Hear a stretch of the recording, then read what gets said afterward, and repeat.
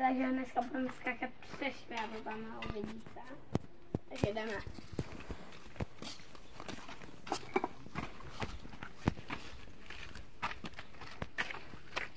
Kamo, já budu chtít výplatu za tohle.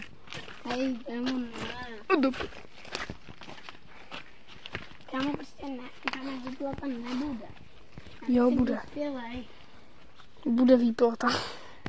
Nebude lidi. Bude On si výplata. ji nezaslouží, oni točí teprve poprvé, tak To pa jedno, on chci si výplatu. nezaslouží, ani 100 korun si nezaslouží. 20 Chci korun. výplatu. No tak dobře.